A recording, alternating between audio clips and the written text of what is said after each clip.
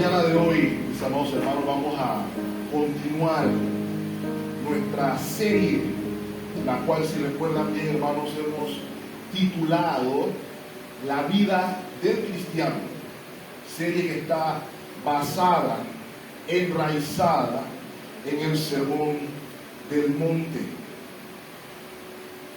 En esta mañana, el título del mensaje es Jesús y el divorcio. Jesús y el divorcio. Y vamos a tocar este tema en esta mañana desde la más absoluta humildad. Voy a tratar de exponer, mis hermanos, desde la más profunda humildad y reverencia.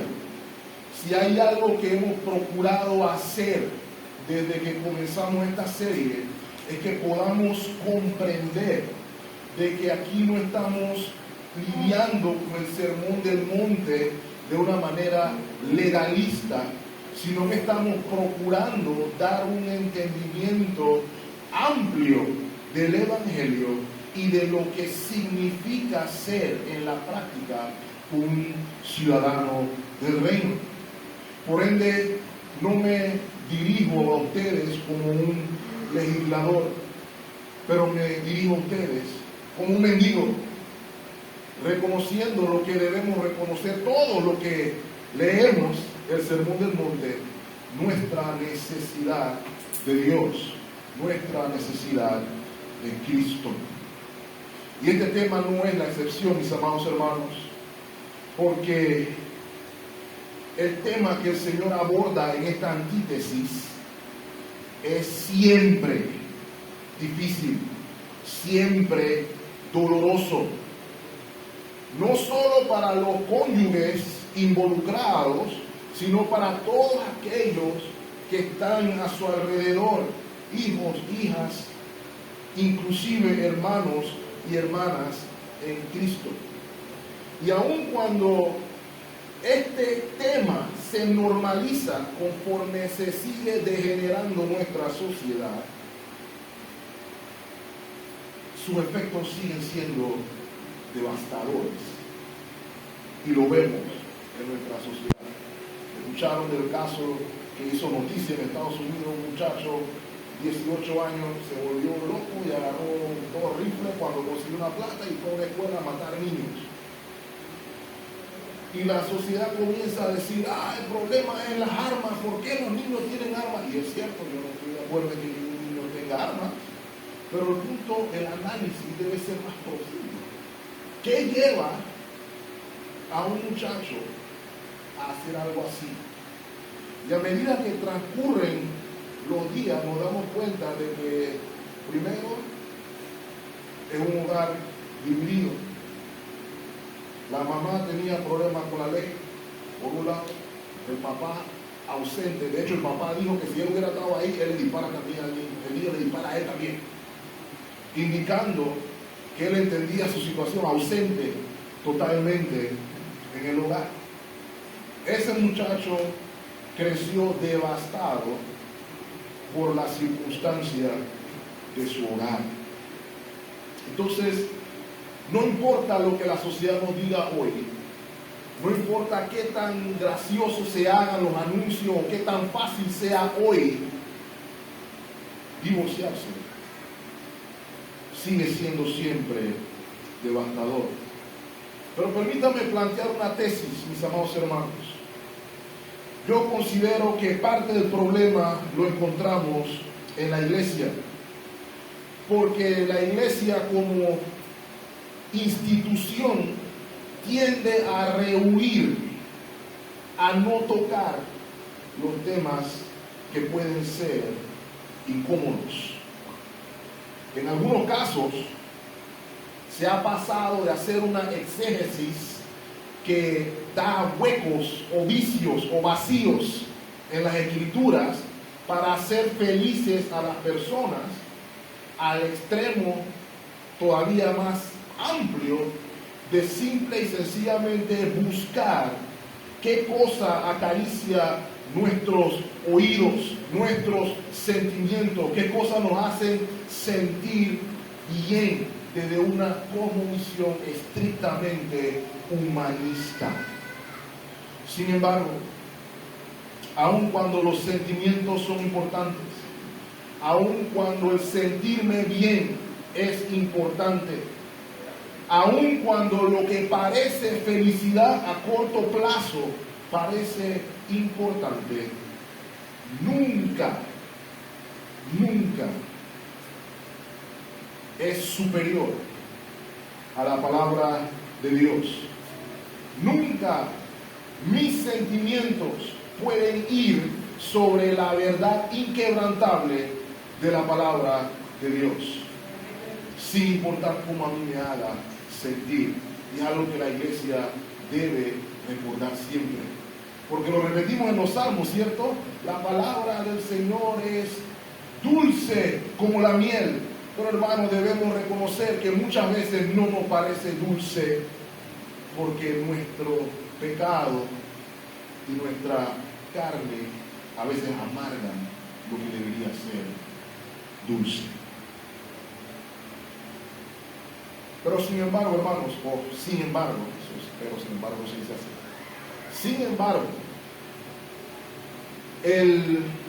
mi motivación en esta mañana es precisamente lo incómodo del tema. Lo que me motiva, mis amados hermanos, es la búsqueda de evitar el dolor, de evitar el sufrimiento. Según el Instituto Nacional de Estadística y Censo, que está bajo la Contraloría de la República de Panamá, las cifras preliminares de matrimonios y divorcios en la República de Panamá en el año 2021, que es el último reporte que se tiene, son las siguientes: 9.154 matrimonios y 3.652 divorcios. Esa es la proporción a nivel nacional, cifras preliminares. ¿Entonces cuál me llamó la atención, hermanos? Cuando le puse el microscopio y quise ver Colón. La proporción en Colón es aún mayor. La proporción es de 892 matrimonios y 471 divorcios. Y si quisiéramos poner microscopio más aún, lo malo que no se puede por los datos que tenemos ahí, mi pregunta sería, dentro de esos 471, ¿cuántos conforman la comunidad del pacto? Eso no lo dice el censo. ¿Okay?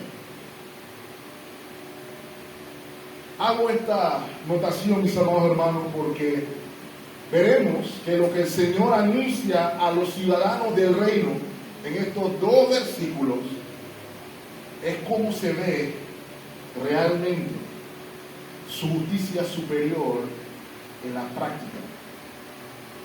Principalmente en lo que es mi tesis fundamental, tanto la semana pasada como hoy, una visión más elevada del matrimonio.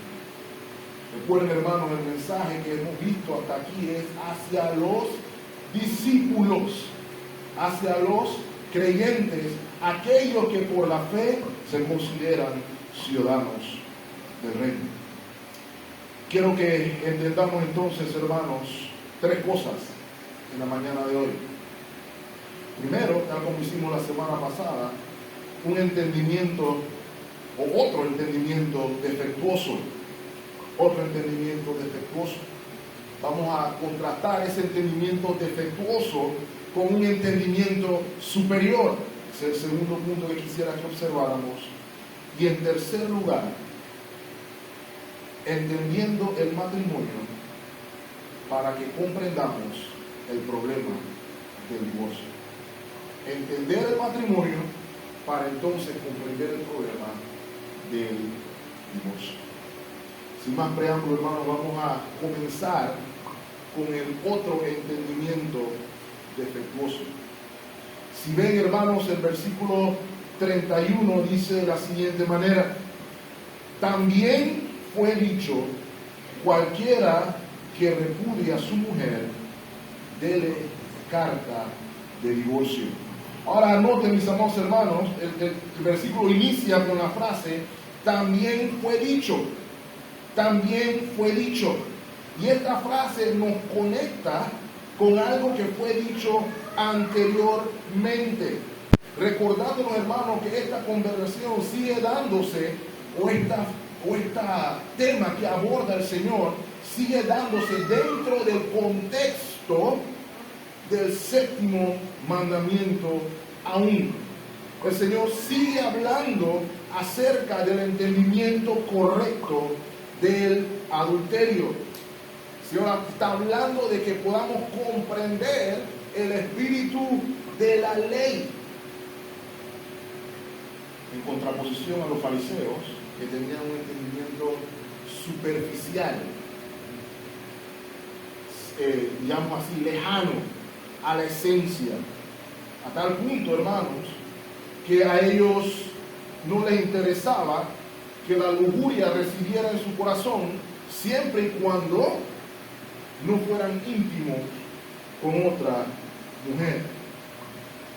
Y en este caso, mis amados hermanos, esta antítesis no está haciendo referencia al decálogo o a los 10 mandamientos, pero está haciendo mención de otras de las palabras de Moisés, donde se escuchó cualquiera que repudia a su mujer, dele carta de divorcio. ¿Dónde se escucharon esas palabras? Y el Señor se está refiriendo, y le voy a pedir que me acompañe ahí porque es muy importante, a Deuteronomio capítulo 24. Deuteronomio 24. Vamos a ver desde el verso 1. Importante, hermanos. Dice: cuando alguno tomare mujer y se casare con ella, si no le agradare por haber hallado en ella alguna cosa indecente, le escribirá carta de divorcio. Ahí está lo que el Señor se está refiriendo. Y se la entregará en su mano y la despachará de su casa. Eso es lo que sucedía literalmente en ese momento, hermanos. Pero note lo que dice el siguiente verso: y salida de su casa podrá ir y casarse con otro hombre. Pero si la aborreciese este último, diciendo el que se volvió a casar con ella, y le escribiere carta de divorcio y se la entregara en su mano también, y la despidiere de su casa. Y note, hermano, inclusive aún muerto el primer esposo, es lo que está diciendo el versículo, no podrá su primer marido que la despidió volverla a tomar para que sea su mujer después que fue envilecida, porque es abominación delante de Jehová, y no has de pervertir la tierra que Jehová tu Dios te da por heredad. Ese es el trasfondo, a esto se está refiriendo el Señor. Y quiero que sepan, hermanos, esta pequeña porción de la Escritura, estos 4 versos que acabamos de leer ahí, fue gran motivo de debate a nivel religioso en la época de nuestro Señor. De ese debate surgen 2 escuelas de pensamiento, 2 líneas o 2 corrientes. Una de ellas de corte liberal, dirigida por un rabino llamado Hillel, donde ellos entendían que una cosa indecente podía ser prácticamente, bueno, no prácticamente, literalmente entendían ellos cualquier cosa. Y hermanos, cuando digo cualquier cosa, es cualquier cosa. Si cuando llegaba a la casa la comida estaba fría y no caliente, pásame la pluma, fuera. Si no se llevaba con la suegra, pásame la pluma, no te va a llevar así con mi mamá, fuera. Eso es lo que entendía esa escuela liberal con respecto a cualquier cosa indecente. Que para ellos indecente, no te va a llevar tu mamá. Eso es totalmente indecente. ¿Ok? O no cocinas bien, indecente, fuera. Caso inclusive hay de que si una señora saltaba en una celebración de algo y se le veía un tobillo, indecente, fuera. Había otra escuela, una escuela conservadora, digámoslo así. El rabino de esa escuela era el señor Shammai. Y este señor entendió que cualquier cosa indecente no se refería a cualquier cosa, sino a cualquier acto de inmoralidad sexual, incluyendo el adulterio. Ese era el debate de la época. Y cabe destacar también, mis amados hermanos, que junto con el debate religioso estaba la situación legal, porque ya el Imperio Romano reconocía el divorcio como algo legítimo por causa de inmoralidad, tanto para hombres como para mujeres. Sin embargo, en esa época todavía para las mujeres era más difícil conseguir el permiso. Los hombres sin ningún problema, dale. Pero existía el concepto. ¿Por qué menciono esto, mis amados hermanos? Porque el Señor Jesucristo entra en escena.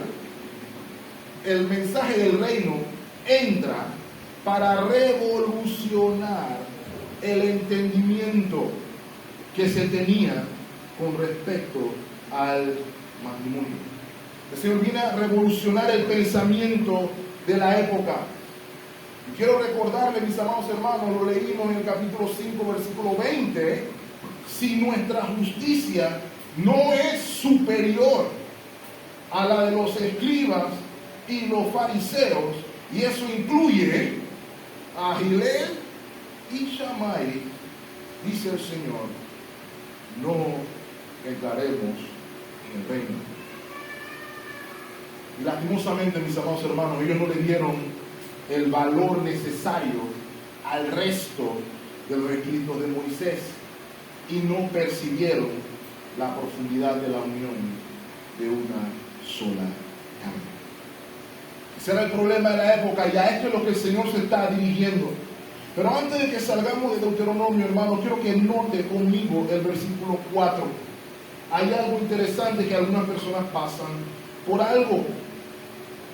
El hombre divorciado, o la mujer divorciada, mejor dicho, que se hubiera vuelto a casar, no podía unirse nuevamente a la primera relación, no podía volverse a unir con el primer esposo.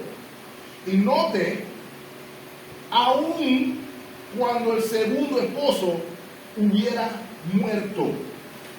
Creo que eso es importante que lo notemos ahí.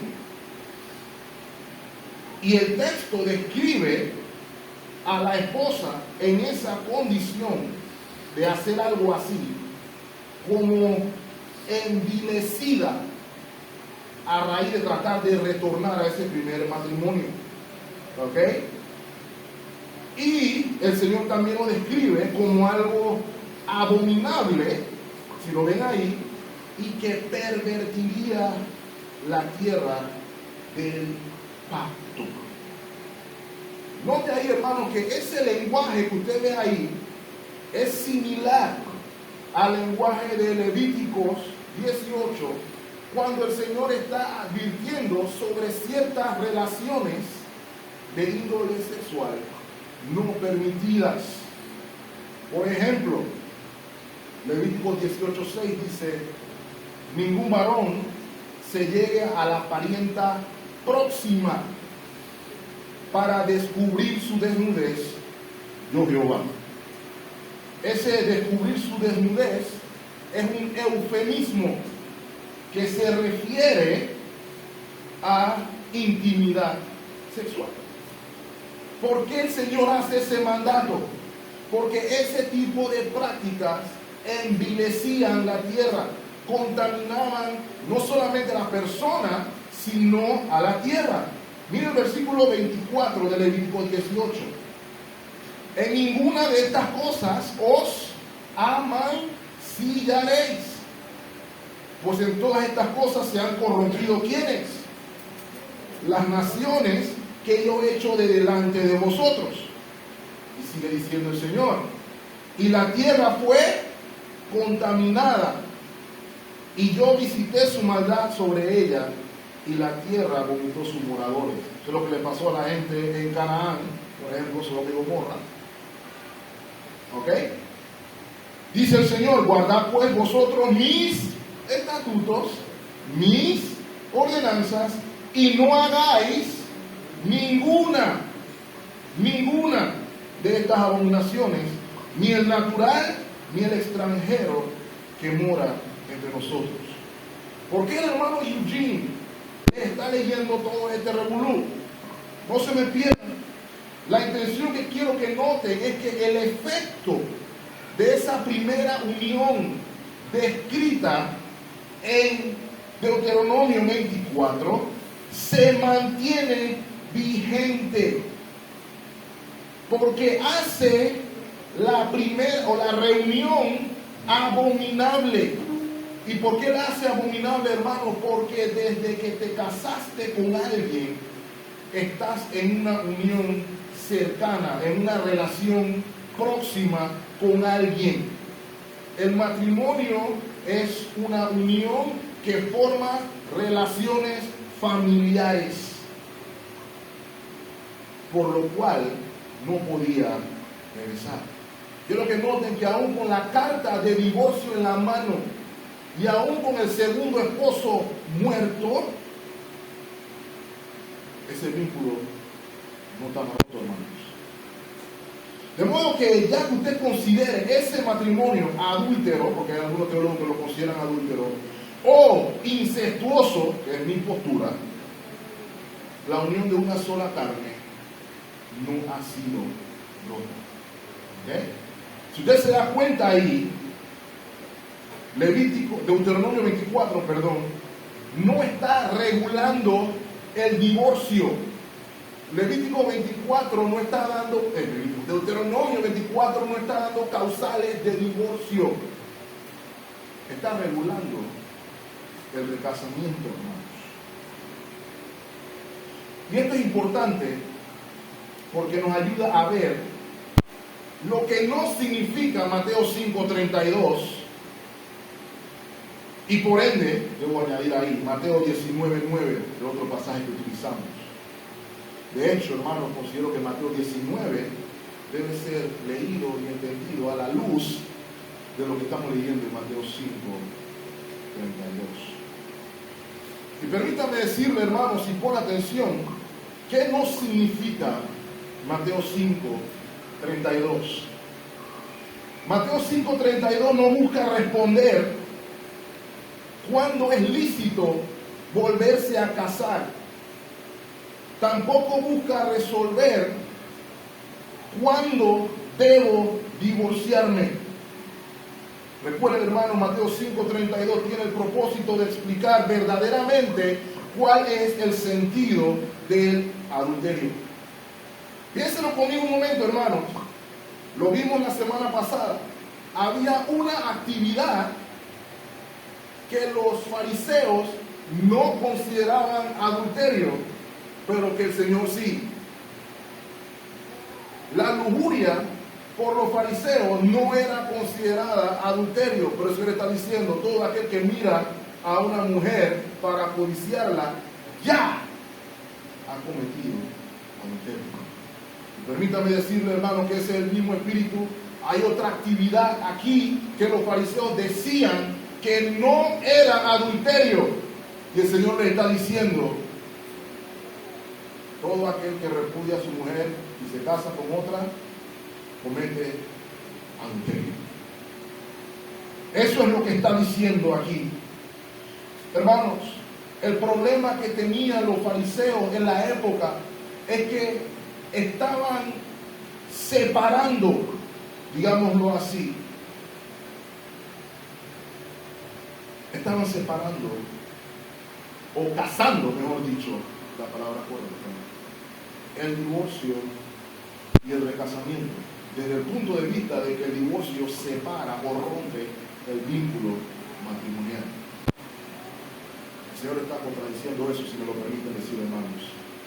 De modo que el que busca aquí un permiso para el divorcio por fornicación y la libertad de la persona inocente para volverse a casar, está buscando la respuesta en un pasaje que no toca el tema. No olviden, hermano, aquí el Señor está hablando de lo que viola el séptimo mandamiento.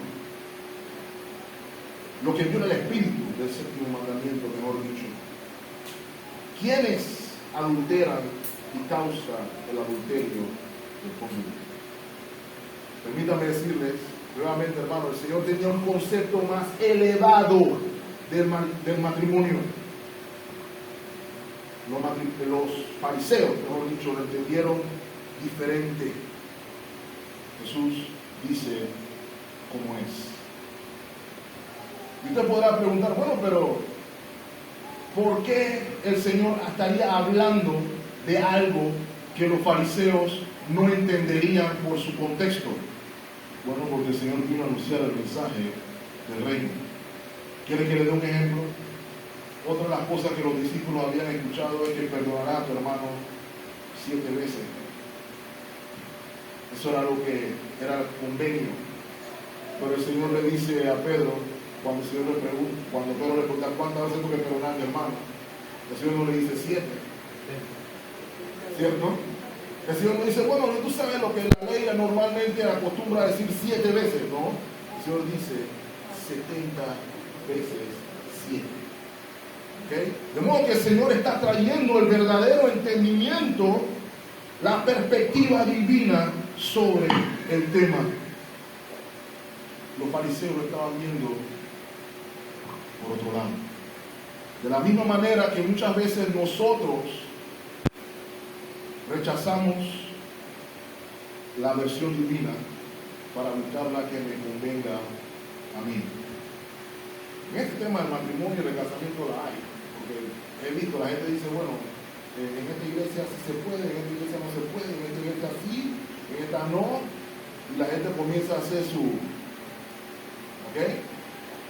¿Y cuál es el punto, hermanos? No entender cuál es el principio de la ley. Lo que me lleva al entendimiento correcto. Veamos el entendimiento correcto, hermanos, en el versículo 32. Dice el Señor, pero yo os digo que el que repudia a su mujer, a no ser por causa de fornicación, hace que ella adultere, y el que se casa con la repudiada comete adulterio.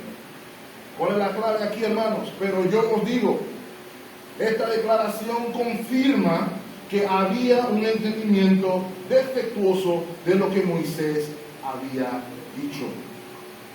El Señor está diciendo aquí, escúchame bien, hermanos, el que repudia a su mujer, prácticamente obligándola a casarse de nuevo, hace que ella adultere. Y el que se casa con la repudiada comete adulterio. Estoy haciendo paráfrasis del texto, hermanos. Y en el caso de que ella sea la culpable de la inmoralidad sexual, entonces mi pregunta es, ¿quién es el que la hace cometer adulterio? Nadie. Ella es culpable de su adulterio. Eso es lo que está diciendo el Señor aquí. Recuerden, hermanos, en esa época ya había divorcio, tanto para hombres como para mujeres. Aquí lo revolucionario que el Señor está diciendo que no hay. Eso es lo que está diciendo el Señor aquí. Si usted pone un dedo sobre la cláusula de su Biblia, se dará cuenta de lo que le estoy diciendo. Lo que está hablando Mateo 5:32 es ¿Qué hace que una mujer cometa adulterio? Eso es lo que está diciendo Mateo 5:32. Y aquí el hombre que la repudia, el que hace que ella cometa adulterio. ¿Qué es lo que el Señor nos está diciendo aquí, hermanos? El principio que se está estableciendo en Mateo 5:32, que puede ser complicado, pero que es bíblico, es la indisolubilidad, voy a repetir eso de nuevo, indisolubilidad del matrimonio, que era el debate religioso de la época. A eso es lo que se está refiriendo el Señor. Por eso, como tercer punto mencioné, el entendimiento del matrimonio para comprender el problema del divorcio. Y creo, hermano, que esta es la parte medular del tema. Porque para entender el problema del divorcio, hermanos, debemos comprender cuál es la implicación o el significado del matrimonio. Y permítame decirle de todo corazón de que hoy muchas personas, tanto jóvenes como adultos, entran al matrimonio sin un entendimiento correcto o desconociendo lo que significa el matrimonio. No solamente entre incrédulos, sino también entre creyentes.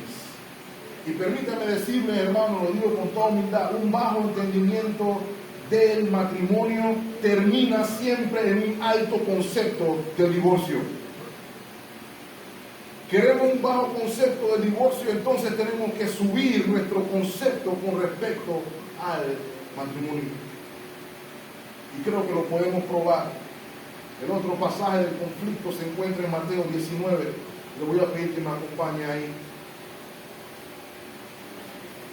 Mateo 19, versos del 1 al 3.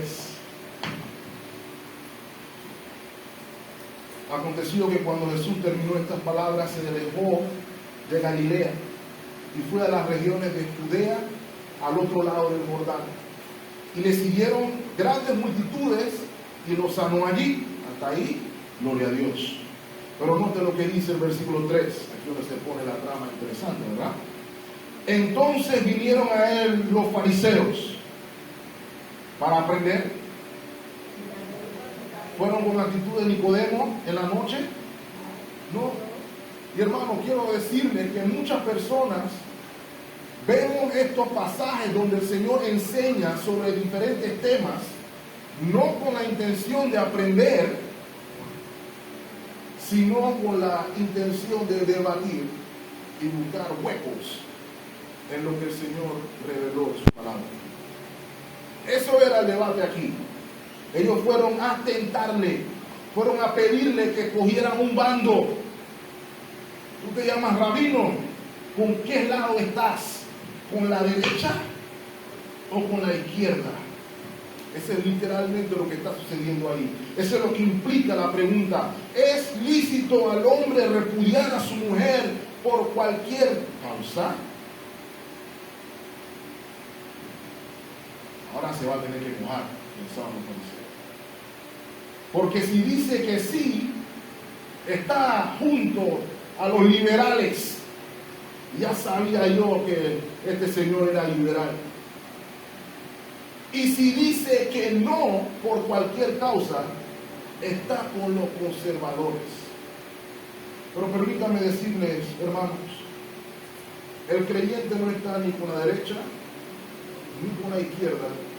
El creyente está con Dios. Esa es la postura que realmente importa y eso es lo que responde el Señor. Quiero que noten, hermanos, que el Señor no les dice, bueno, vamos a Deuteronomio y vamos a ver. Eso no es lo que el Señor responde. El Señor va a dar la perspectiva divina, la perspectiva que importa. Y por eso el Señor cita Génesis 1, específicamente el versículo 27, y Génesis 2, 24. El Señor se va al inicio. Note lo que dice el versículo 4. Él respondiendo les dijo, ¿no habéis leído que el que los hizo al principio, ¿cómo los hizo? Varón y hembra los hizo. Eso es importante en estos días aclararlo. Y dijo, por esto el hombre dejará padre y madre y se unirá a su mujer, y los dos serán, ¿qué cosa, hermanos? Una sola carne. Y permítame decirle, hermano, hay un propósito divino en el concepto binario de varón y hembra. Por tal razón es aberrante hablar, como se habla hoy, de no binario. La criatura, hermano, no define el propósito de la existencia. El Creador es el que define el propósito de la existencia. De modo que Dios creó al hombre a su imagen y semejanza, distinción que lo distingue del resto de la creación, porque ninguna otra criatura está hecha a su imagen y semejanza, implicando que ninguna otra criatura puede relacionarse con Dios de la manera en que el hombre puede hacerlo. Y Él los hizo de una manera en particular, los hizo varón y hembra. Creó la raza humana en términos binarios, de una manera en que ambos fueran capaces de complementarse y relacionarse de un modo que cumplirían los propósitos divinos en la más profunda relación de una sola carne. Por eso dice Génesis 2:24, por tanto dejará el hombre a su padre y a su madre y se unirá a su mujer, y serán una sola carne. Una palabra importante a notar aquí, hermanos, ese se unirá. Ese unirse puede significar también aferrarse, puede significar también pegarse. Es una palabra profundamente pactual, profundamente en sentido de pacto. Usted podrá recordar, el pueblo de Dios debía unirse al Señor en obediencia, en servicio, en lealtad a Él. De modo que usted, por ejemplo, verá pasajes como Deuteronomio 10:20. Vamos a pedirle que lo lean conmigo. Deuteronomio 10:20. ¿En qué sentido el pueblo del pacto estaba unido con su Señor? Dice el Señor en Deuteronomio 10, a Jehová tu Dios temerás, a Él solo servirás, a Él seguirás y por su nombre jurarás. La relación pactual, la relación de unión entre Dios y su pueblo conllevaba ciertas lealtades, compromisos del pueblo hacia su Dios. Ese es el mismo sentido de la unión matrimonial.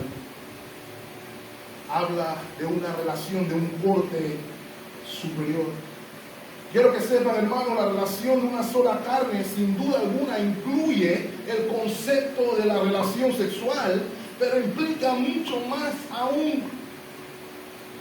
Es una relación pactual que modela la unión de Dios con su pueblo. Quiero un ejemplo más, hermano. Vamos a Malaquías capítulo 2.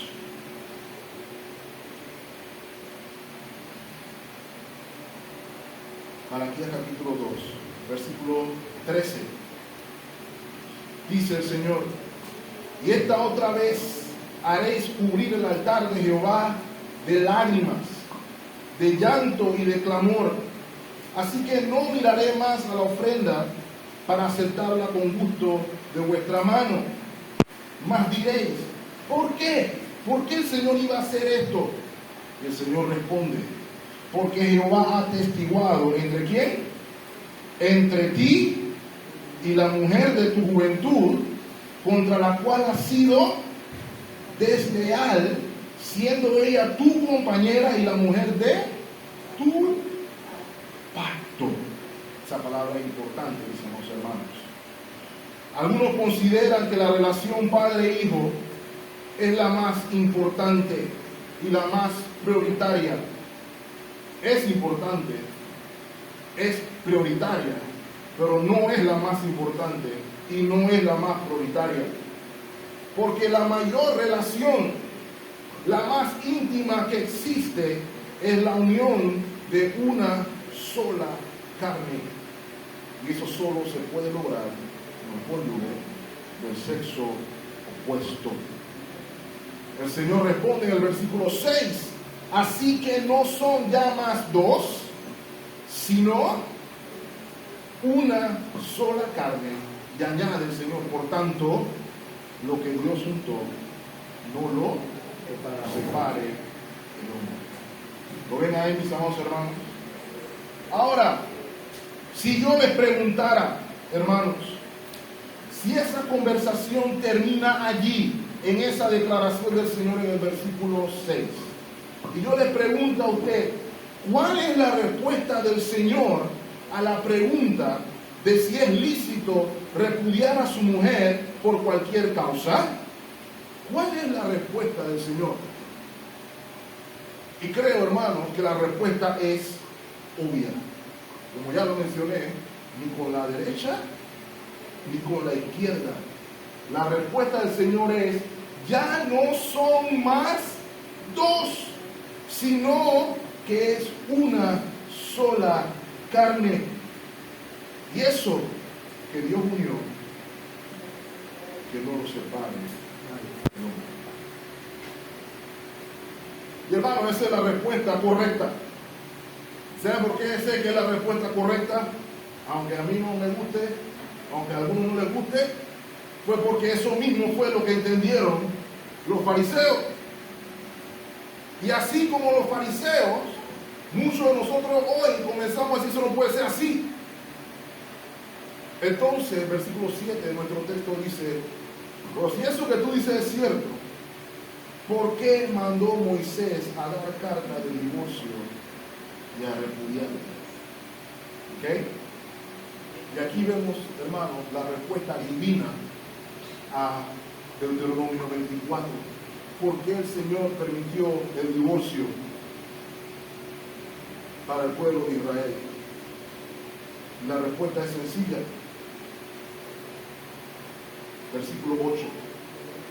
Él les dijo, por la dureza de vuestro corazón, Moisés os permitió repudiar a vuestras mujeres, mas al principio no fue así. ¿Saben lo que eso significa, hermano? Eso no fue un mandato, eso fue una concesión. ¿Quieren un ejemplo de otra concesión que el Señor dio por la dureza de nuestros corazones? ¿Qué dice Génesis 2:24? El matrimonio es, dejará el hombre a su padre y a su madre y se unirá a su... ¿Cuántas mujeres dice ahí? ¿Cuántas mujeres tuvo el rey David? Por ejemplo. ¿Cuántas mujeres tuvo Salomón? Por ejemplo. ¿Eso fue mandato del Señor? Eso fue concesión del Señor dada por la dureza de sus corazones. ¿Puedo yo decirle a mi esposa, mi amor, por la dureza de mi corazón necesito una concubina? Y mi esposa me va a decir, amén, vaya, cierto. ¿Puedo decirle eso? No, porque precisamente el mensaje del sermón del monte, hermano, es que el reino de los cielos se ha acercado, cambiando el paradigma a que entendamos los principios y los valores del reino. Por tal razón, debemos reconocer que el problema que tenemos es el de la dureza de nuestros corazones. Pero voy a hacer una pregunta para la reflexión o para la respuesta. ¿Está mi corazón todavía duro? ¿O la promesa del nuevo pacto es la promesa de un nuevo corazón? No dijimos que la bienaventuranza o una de las bienaventuranzas es la de un corazón limpio, un corazón puro, porque ellos verán a Dios. Por eso, luego del versículo 8, el Señor dice, y yo os digo, de nuevo la declaración, y yo os digo, déjame decirles lo que es, que cualquiera que repudia a su mujer, y aquí vemos la cláusula para algunos, salvo por causa de fornicación, y se casa con otra, adultera, y el que se casa con la repudiada, adultera. Note, hermanos, el hecho de que se hable de adulterio implica que la reunión inicial sigue vigente. El Señor está hablando de la indisolubilidad del matrimonio. De ese texto hay dos cosas que debemos ver, hay dos cláusulas que podemos ver. Uno, vamos a partir del versículo 2. Uno, un hombre no puede repudiar a su esposa a menos que sea culpable de adulterio. Esa es la primera. La segunda sería, cualquiera que se case luego de repudiar a su esposa comete adulterio. Eso es lo que sucede si partimos de ese versículo en 2. Y hermanos, he allí el asunto, porque consideramos que esa es la declaración consistente de las Escrituras y por ende la postura de esta iglesia con respecto al matrimonio y al casamiento. Note, por ejemplo, hermanos, Marcos 10, versículos 11 y 12. El Señor le está precisamente explicando a los discípulos lo que dijo aquí. Marcos 10, 11 dice, y les dijo, cualquiera que repudia a su mujer y se casa con otra, comete adulterio contra quién. Eso es lo que dice ahí, ¿verdad, hermano? No lo estoy diciendo yo. ¿Ok? Marcos no pone cláusula. Sigue diciendo el versículo 11. Y si la mujer repudia a su marido y se casa con otro, ¿qué hace? Comete adulterio. Es lo que está diciendo el Señor. ¿Y sabe qué hay diferente aquí? Que la ley antes nada más le daba el derecho al hombre de hacerlo, pero los dos pueden ser culpables de adulterio. ¿Ok? Otro texto, hermanos, Lucas 16, versículo 18. Lucas 16, 18. Dice Lucas, en pasaje paralelo, todo el que repudia a su mujer y se casa con otra, ¿qué hace? Lo dice ahí, hermanos. Y el que se casa con la repudiada del marido, ¿qué hace? Lucas tampoco pone cláusula de excepción aquí. Vamos un poquito más adelante. 1 Corintios capítulo 7, versículo 10. Este es el apóstol Pablo hablando de la iglesia de Corinto. Esto lo vimos hace un par de años atrás, hermanos. Espero que lo recuerden. Dice el Señor, no yo, creo que Pablo lo va a decir igual. Dice el apóstol, pero los que están unidos en matrimonio, mando. ¿Quién manda? No yo, sino ¿quién? El Señor. Dice ahí que la mujer no se separe de su marido. ¿Ok?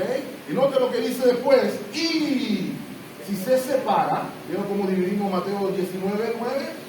Y si se separa, ¿qué dice? O reconcíliese con su marido y que el marido no abandone a su mujer. Pablo también lo entendió así. ¿Saben quiénes más lo entendieron así, hermanos? Al igual que nosotros, los discípulos también lo entendieron así. Y permítanme recordarles, ya en el momento había divorcio y recasamiento. Ya en ese momento lo había. Y si Jesús hubiera estado de acuerdo con Shammai, por lo menos, los discípulos hubieran dicho así, normal, eso es lo que cree la gente de Shammai. Pero eso no es la respuesta de los discípulos. Vuelva conmigo a Mateo 19 y vayamos al verso 10 para que veamos cómo respondieron los discípulos ante la declaración del Señor. Cuando los discípulos escucharon eso, le dijeron: si eso es así, como tú estás diciendo, si esa es la situación del hombre con su mujer, entonces, ¿qué dice? Eso fue lo que ellos entendieron. Pero el Señor respondió: lo que es mi llamado a la iglesia y al pueblo de Dios. Entonces Él les dijo: no todos son capaces de recibir esto, sino aquellos a quienes es dado. Mi pregunta, hermanos, ¿a quiénes les es dado? Hay algunos cristianos a los que sí les es dado y algunos cristianos a los que no les es dado. No, le es dado a los ciudadanos del reino. Note, hermano, que en ese mismo pasaje el Señor habla de eunucos para la gloria de Dios, y nosotros sacamos esa frase del contexto, por poner un ejemplo, y la aplicamos así. Esas son personas que deciden ser célibes el resto de su vida. Pero notemos, hermano, aun cuando eso pueda ser cierto, el texto aquí nos está diciendo que hay personas que por la gloria de Dios, luego de una separación, se quedan eunucos para la gloria de Dios. Puedo dar testimonio, hermanos, de que hay hermanas aquí que lo están haciendo para la gloria de Dios.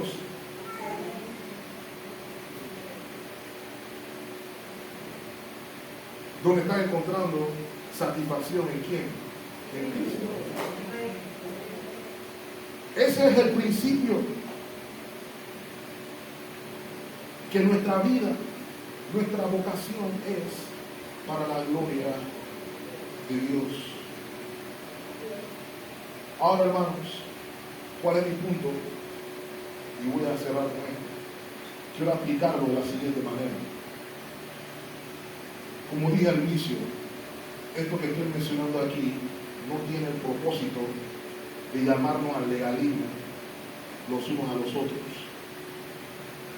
El divorcio no es pecado imperdonable. El recasamiento tampoco es el pecado imperdonable. Pero lo que quiero decirles aquí, hermano, que Mateo 5:32 es consistente con el mensaje del reino.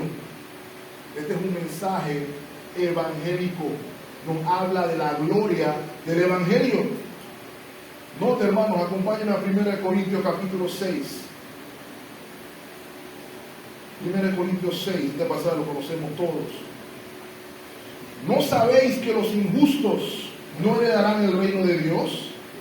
Dice el texto: no erréis, ni los fornicarios, ni los idólatras, ni los adúlteros, ni los afeminados, ni los que se echan con varones, ni los ladrones, ni los avaros, ni los borrachos, ni los maldicientes, ni los estafadores heredarán el reino de Dios. Y por eso hay que decir la verdad. Por eso hay que decir que el adulterio es pecado, como lo vimos la semana pasada y como lo vimos hoy. Por eso hay que decir que el homicidio es pecado. Y no solamente le agarrar un revólver y meterle un balazo a alguien, sino el odiar a mi hermano es pecado. Pero no termina ahí, ¿cierto? Dice el texto: esto erais algunos de ustedes. Esto éramos, hermanos. Esta es la realidad de donde venimos todos. A raíz de la dureza de nuestro corazón, a raíz de la dureza de nuestro corazón hemos podido ser fornicarios. A raíz de la dureza de nuestro corazón hemos sido adúlteros. Pero, hermanos, ya habéis sido lavados, ya habéis sido santificados y ya habéis sido justificados en el nombre del Señor Jesús y por el Espíritu de nuestro Dios. Por tal razón estamos llamados a otra manera de vivir. A una manera de vivir concorde con la justicia del reino. Ya no lo somos, hermanos. Y como ya no lo somos, no podemos decir que vamos a vivir igual que en el mundo. Estamos llamados a una justicia superior. Este pasaje también, hermanos, es un llamado a los creyentes hoy a que debemos vivir con un alto concepto del matrimonio y no uno nulo. Yo en lo personal, hermanos, prefiero invertir los esfuerzos en prevenir, hablando acerca de la gloria del Evangelio, antes que en curar. Donde lastimosamente es donde veo que muchas de nuestras iglesias están invirtiendo tiempo y esfuerzo. Es por eso, hermano, que por lo menos en esta iglesia local, si alguien ha de casarse, tiene que sentarse conmigo por lo menos 12 semanas antes. Estoy diciendo yo con esto que es 12 semanas o nada, no. Estoy diciendo que hay que invertir tiempo en que los hermanos y las hermanas sepan qué significa la unión de una sola carne. Las iglesias de Cristo deben invertir tiempo en eso. No estoy diciendo plata, tiempo en eso. Padres, hablemosles a nuestros hijos que vean el principio, sea cual sea su circunstancia hoy. Es importante que como sal de la tierra levantemos el entendimiento correcto del matrimonio, cosa que nuestra cultura adúltera y fornicaria niega.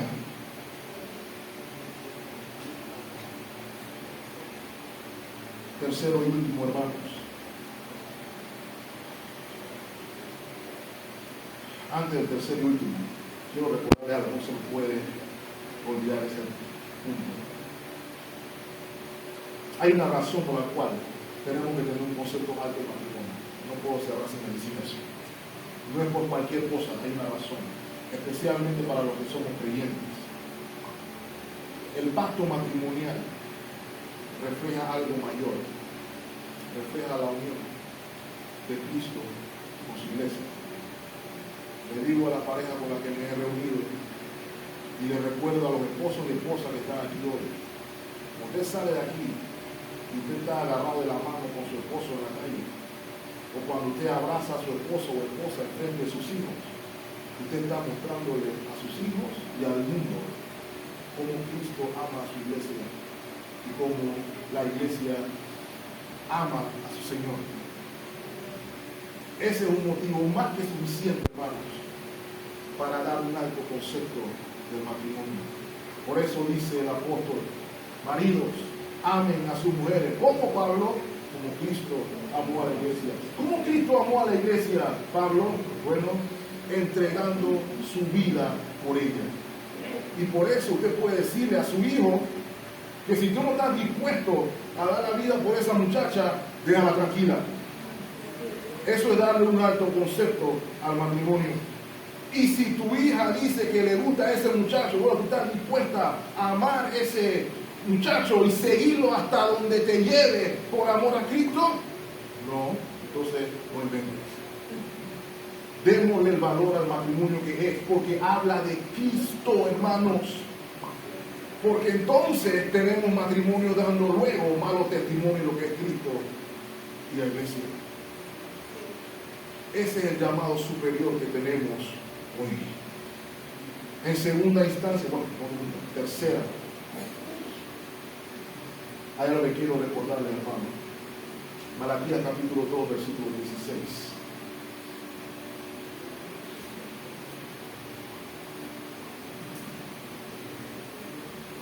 Malaquías 2,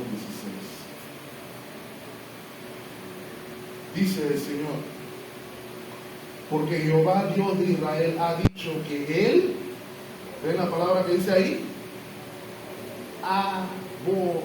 Aborrece el repudio, y al que cubre de iniquidad su vestido, dijo Jehová de los ejércitos. Guardaos pues en vuestro espíritu y no seáis como peleados. Pero alguien dirá, no, pero si el Señor le dio carta de divorcio a su pueblo injusto. Eso es cierto, pero note que hay un entendimiento que tenían los fariseos de divorcio y uno que tenía Jesús de divorcio. Cuando los fariseos decían divorcio, entendían disolución del vínculo matrimonial, pero ya vimos desde el mismo Deuteronomio que el vínculo no está roto. Y cuando el Señor habla de divorcio, no habló de eliminar el vínculo. ¿Saben cómo lo sé? ¿Con qué otro pueblo se casó el Señor? El Señor dijo, bueno, como estos adúlteros me hicieron lo que me hicieron, ahora voy a buscar a los fereceos y los voy a hacer un pueblo para mí ahora. Ellos van a ser mi esposa ahora. ¿Eso fue lo que hizo el Señor? No. El Señor fue y buscó a su esposa. Eso es lo que dice Oseas. Fue a reconciliarse con su esposa. Vino a reconciliarse con usted y conmigo hoy. Nosotros no estamos en Cristo porque somos buenas esposas y buenos esposos. Estamos en Cristo porque Él nos buscó. Él nos lavó. Él nos limpió. Él nos vistió y nos ha hecho uno con Él. Eso es lo que promulgamos en el matrimonio. No es algo a tomar a la ligera. Porque si tomamos el divorcio, el matrimonio a la ligera, terminaremos tomando también el divorcio. Estoy diciendo que no es doloroso, que lo es. Estoy diciendo que no es devastador, lo es. Pero hermanos, en Cristo podemos levantarnos y podemos dar el siguiente paso. Para eso está el cuerpo de Cristo. Pero sobre todas las cosas, para proclamar la verdad de quién es nuestro Redentor y de quién es nuestro Salvador. Que podamos dar el valor a lo que el Señor está diciendo aquí. Que podamos decir la verdad respecto a lo que el Señor proclamó. Que podamos vivir a la luz del Espíritu de la ley